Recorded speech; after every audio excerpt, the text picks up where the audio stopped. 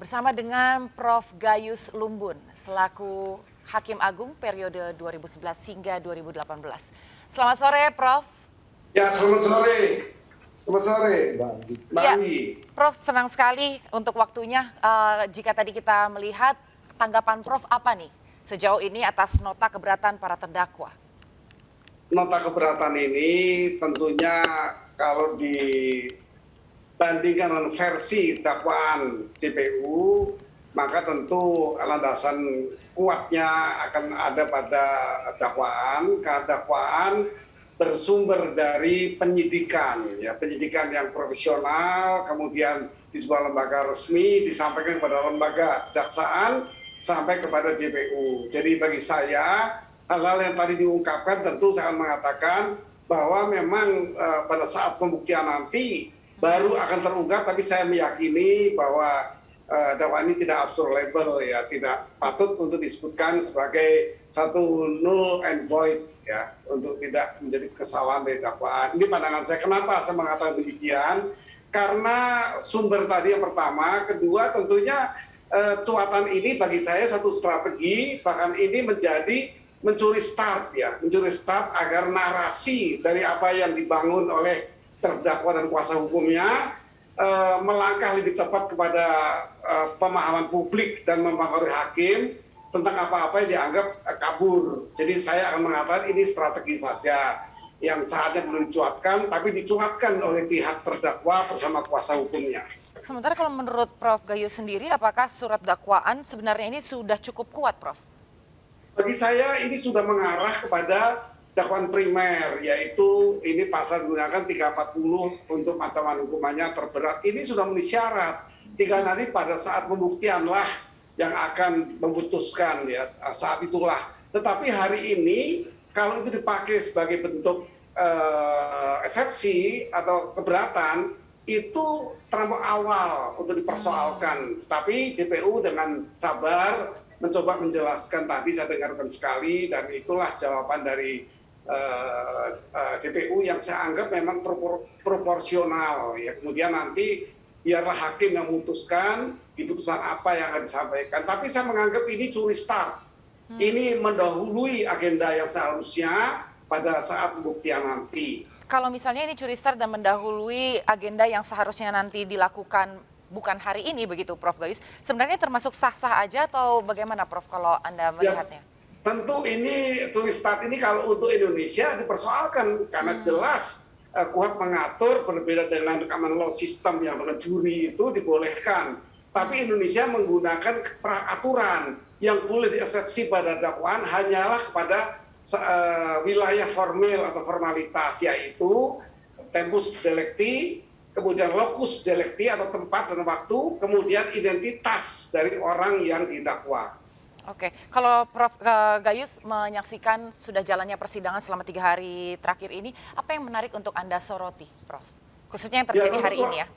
Ya, saya menyoroti dakwaan sudah cukup lengkap dan cermat, itu bagi saya. Kemudian hanya mungkin penempatan pasal seperti obstruction of justice itu memang saya lebih mendekatkan pada pasal 56, bukan 55, ya, pada para orang yang diutus oleh pelaku utama ke sebuah daerah, ke Jambi tepatnya, itu kaitannya bukan 55, bukan orang serta melakukan, tapi orang yang memberi fasilitas, orang yang memberi kesempatan, itu yang pasalnya di pasal 56, baik kepada yang datang ke sana, yang menghalangi membongkar peti jenazah misalnya, diduga yang tak benar tidak memblokir beberapa nomor dari keluarga korban. Nah, ini sebuah upaya-upaya untuk menghalangi proses hukum.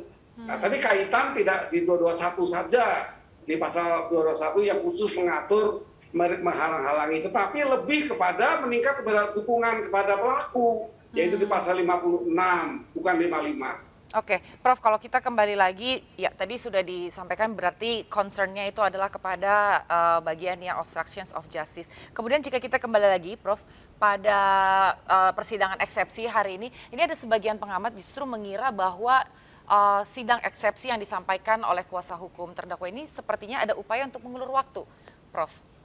Saya sebaliknya, Bukan Oke. waktu yang menjadi tujuan melakukan Oke. hari ini. Saya lebih kepada mencuri start, mencoba membangun narasi sebelum waktunya disampaikan. Jadi ini membangun narasi agar publik mau mengikuti apa yang dipandang lebih menguntungkan. Kemudian hakim juga mungkin, siapa tahu hakim juga terpengaruh. Tapi saya meyakini sekali bahwa ini tidak mempengaruhi karena sumber dari dakwaan itu jelas melalui Ya.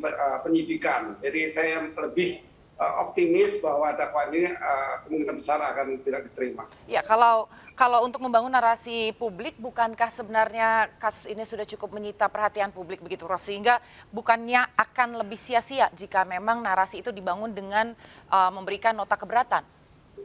Ya, tentu bagi pandangan kelompoknya pelaku utama, ini narasi yang menguntungkan karena bisa mempengaruhi, bisa merubah dengan kalau pikiran negatifnya membalik semua persoalan, dan ini bagi saya satu narasi yang lebih bersifat mencuri start lebih dulu sebelum masanya. Apakah kira-kira strategi untuk mencuri start itu tadi tercium, Prof, oleh JPU, tercium juga oleh Majelis Hakim kalau Prof Gayus sendiri melihatnya? Dan kira-kira apa yang... Semua ahli hukum sudah pasti tahu ini, tapi memaklumi juga upaya namanya, upaya untuk melepas jeratan, upaya untuk meringankan hukuman, ya dengan cara seperti ini, paling tidak ini memberikan excuse, ya memberikan pemakluman bahwa sebenarnya nanti mengarah pada motif, setelah ini motifnya akan digunakan juga. Nah ini hal-hal yang umum dilakukan oleh para pihak, ya pihak terutama yang ini. Tetapi saya perlu mengingatkan, kalau narasi ini dibangun oleh penasihat hukum yang dikonsumsikan kepada klien, maka ini juga menjadi persoalan yang bisa masuk kepada penghinaan kepada pengadilan, contempt of court, karena dia tahu sekali bahwa ini sebenarnya dibangun bukan sesuai dengan penyidikan, sesuai dengan apa yang telah disampaikan di BAP. Ini merubah semua, seperti itu. Kalau kayak gitu berarti sebenarnya ini seperti aksi bunuh diri nggak, Prof? Kalau seandainya memang para ahli hukum sudah mengetahui tapi tetap melakukan narasi meskipun ujung-ujungnya adalah untuk memberikan keuntungan bagi kliennya. Kalau nanti terungkap, kita punya pengalaman perkara IKTP.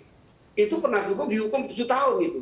Oke. Karena seolah memberikan penyimpangan, nasihat yang menyimpang, yang bersifat menghalang-halangi proses penegakan hukum kepada kliennya. Nah, tapi kalau ini memang berasal dari klien, tapi tidak diteliti dengan baik, ini bisa contempt of court.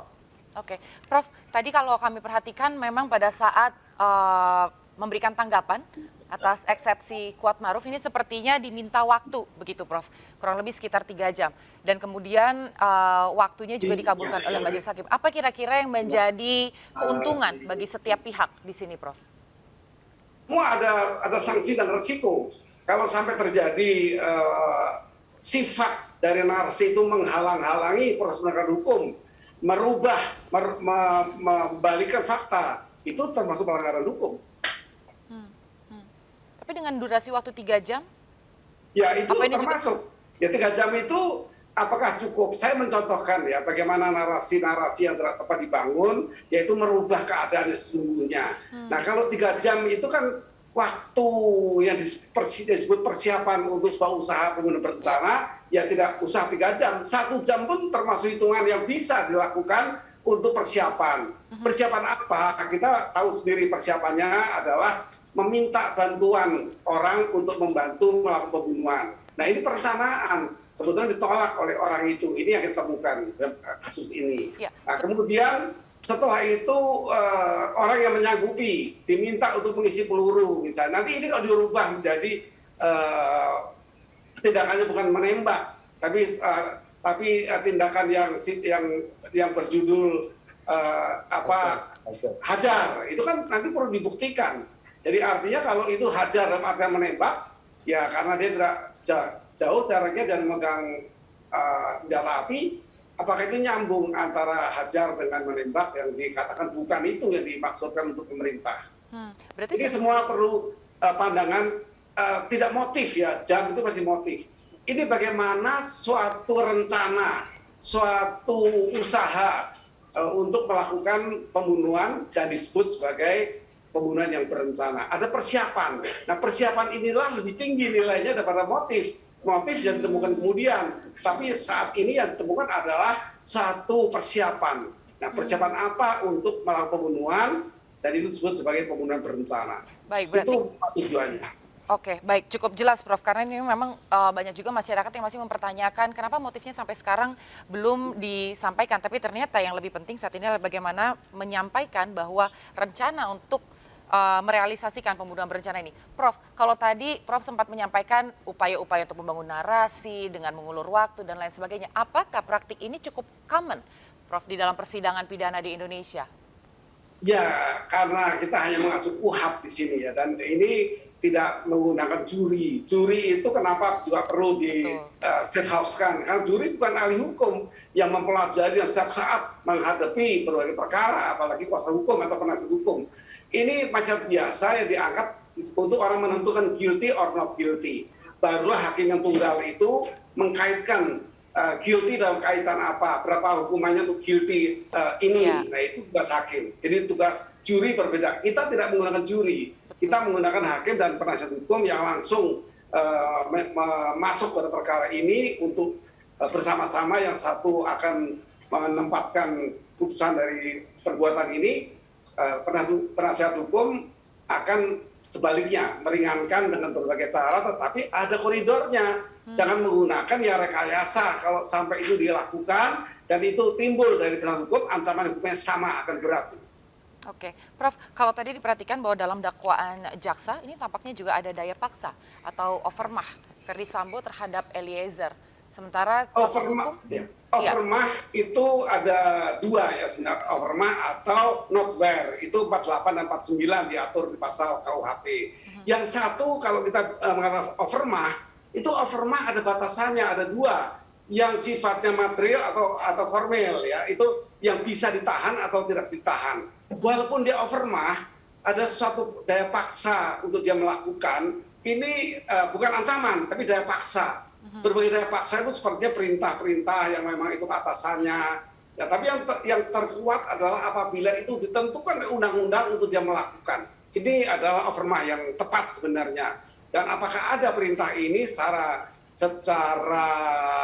normatif kepada para pelaku, bahwa itu diatur untuk melaksanakan seperti itu. Apakah seorang pimpinan di bidang propam ini mempunyai hak untuk ketentuan untuk boleh menembak mati misalnya? Ini kan satu overmah yang harus diperhatikan, dicermati oleh semua pelaku yang mendalilkan overmah. Tidak semudah itu. Tetapi untuk notwear itu keterpaksaan membela diri yang sangat darurat. Nah, itu justru paman kuat sekali apabila memang pimpinan tadi mengancam, kalau kamu menembak, saya tembak kamu. Itu bukan overmah, itu notwear. Malah notwear itulah yang mungkin bisa melepaskan dengan tepat itu, kadang-kadang melakukan karena ancaman yang sifatnya darurat. Oke, dengan demikian berarti bisa termasuk meringankan terdakwa? Kalaupun meringankan ya tidak banyak meringankan, karena ini ada ketentuan, kalau bahasa umum mengatakan suatu perintah yang beretikat baik. Apakah seorang yang sudah bertugas apapun pangkatnya tidak bisa menilai etikat baik apa perintah ini, suruh menembak temannya, itu tentu persoalan yang perlu dipertimbangkan walaupun dia bersatu sisi. Tapi kan ada konsep yang mendasar dari apa pemaaf itu atau penghapus. Kalau penghapus jelas bahwa kalau dia dipaksa untuk melakukan atau tidak melakukan ditembak, di sebaliknya ancaman yang darurat, itu penghapus yang paling kuat. Bukan pemaaf saja, penghapus itu. Oke, berarti langkah ke depannya nanti kita akan tunggu di persidangan yang akan datang. Kemudian Prof, sejauh ini kalau Prof perhatikan, diksi-diksi apa yang kira-kira akan berpengaruh pada hasil sidang, Prof? Hasil sidang ini baru tahap dakwaan, artinya 3 hal tadi saja. Di mana lokus itu dilakukan, kemudian kapan dilakukan, dan siapa yang melakukan dengan identitas yang lengkap. Itu saja kalau ini baru pada tingkat hari ini. Itu tidak menyimpang. Tetapi kalau masuk pokok perkara, hakim memberi kesempatan, saya mendengarkan, hanya selembar, mohon diizinkan. Itu yang saya mengikuti eksepsi yang disampaikan hakim memberi waktu. Hari ini jaksa dengan sangat bijak memberikan jawaban. Dan ini tidak mengikat ya sebenarnya, karena ikatannya hanya pada 3 hal tadi di Indonesia, karena kita menggunakan KUHP yang mengatur dengan jelas hal itu. Oke, Prof, maaf, kalau boleh kita kembali lagi, Prof. Tadi saya catat bahwa sebenarnya bisa juga nanti termasuk meringankan Eliezer begitu ya nantinya. Kalau misalnya dari Verdi Sambo, ini kalau kita boleh putar sedikit bahwa sebelumnya memang sempat mengatakan permohonan maaf dan juga menyampaikan bahwa alasannya adalah spontanitas dan karena emosional. Kalau kasusnya seperti ini, Prof, apakah nantinya ini juga bisa sebagai salah satu alasan untuk meringankan Verdi Sambo di persidangan yang akan datang? Ya, ini saya singgung tadi, narasi menciptakan satu motif. Narasi yang diciptakan perkosaan dan sebagainya, pelecehan seksual itu akan digunakan sebagai motif, karena itu saya spontan, saya bukan merencanakan. Tetapi kan itu tidak berdiri sendiri. Bahkan itu telah di SP3 kalau tidak salah di Polres Jakarta Selatan. Nah, karena itu hakim ya tentunya akan menggunakan dasar yang lain. Misalnya tadi persiapan. Karena kalau kita menuju 340 itu berencana itu tentu ada persiapan. Persiapan apa? Saya menunjukkan salah satu saja. Meminta bantuan selain pelaku ini, selain Eliezer, dia minta bantuan RR untuk melakukan menembak mati, menembak.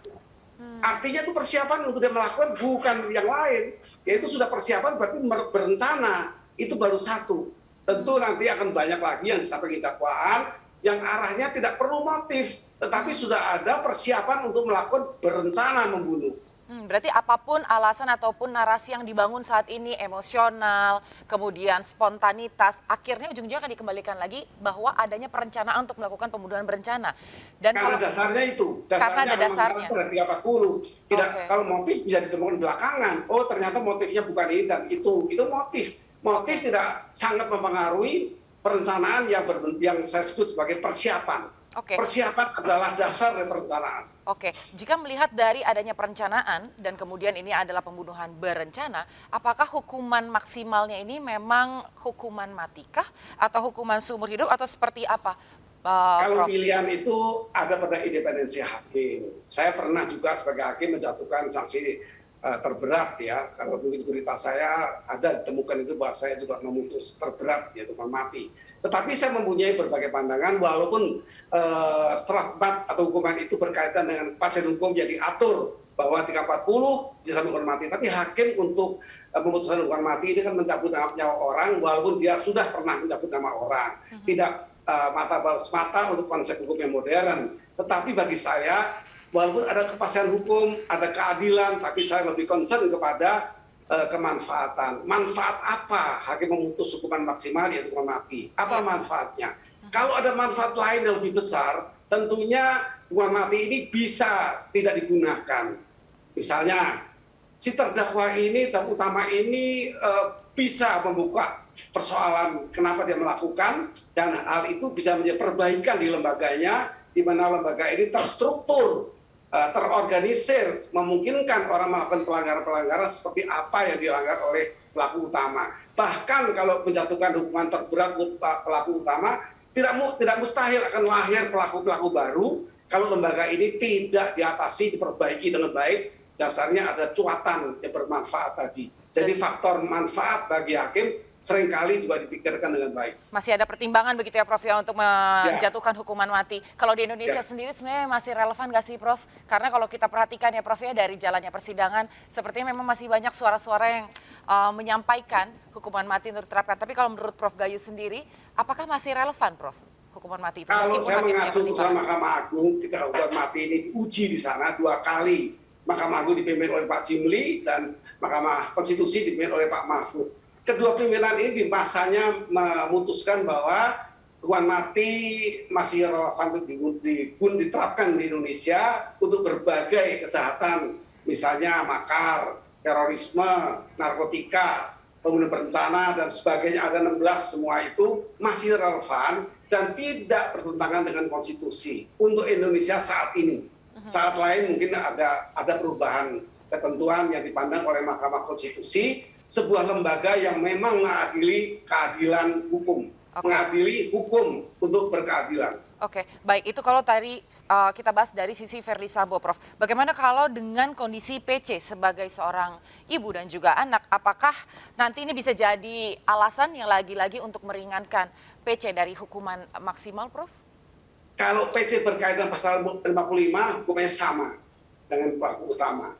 Tetapi kalau PC hanya menghalang-halangi proses penegakan keadilan, maka PC kalau digunakan di pasal 221, di situ di angka satunya menyebutkan, di ayat 1 menyebutkan bahwa keluarga sampai semenda itu tidak terkena pasal ini. Dia tidak dihukum karena dia menghalang-halangi proses hukum. Itu pasal itu kalau dikenakan ini.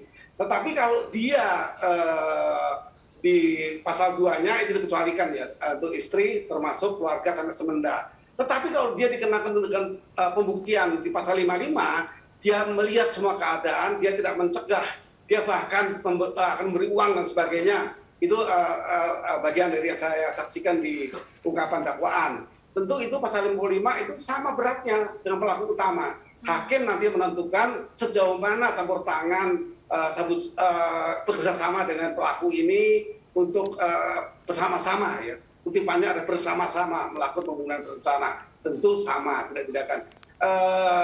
Ada kasus lain yang bisa disandingkan, kejahatan suami istri membunuh keponakan untuk waris. Ini dieksekusi dua-duanya, diputus 340 kedua-duanya suami dan istri karena keduanya ini merencanakan pembunuhan kepada keponakan yang menjadi waris yang nantinya diharapkan jatuh ke kedua pasangan ini. Oke, baik. Prof pernah menjabat sebagai Hakim Agung. Kira-kira kalau dari Prof Gayus sendiri, ekspektasinya apa, Prof? Apakah punya ekspektasi tersendiri atas isi putusan Sela dari Majelis Hakim? Ekspektasi masyarakat sebagai keadilan sosial, social justice tentu mengharap maksimal.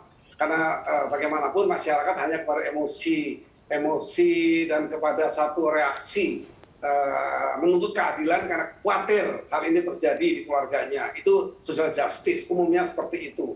Tetapi kalau kita memandang legal justice, keadilan hukum tentu berbeda. Hukum harus dikaitkan dengan 3 syarat tadi menurut teoretik dan menurut norma atau hukum. Yang pertama harus ada kepastian hukum. Tanpa kepastian hukum negara tidak bisa teratur.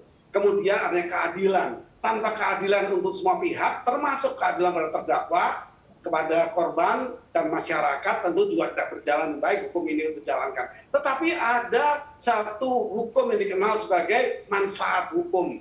Nah kalau manfaat ini melalui putusan hakim tidak bermanfaat, buat apa melakukan maksimal, menghilangkan nyawa orang dengan tidak memberi kesempatan untuk bertobat dan tidak memulihkan kemungkinan changes dari orang bisa mengulang lagi karena sebuah lembaga ini tidak dirombak. Nah, tentu ini mempunyai pandangan hakim yang secara kolektif, hakim yang bersama-sama bermusyawarah untuk menjatuhkan satu putusan yang tepat.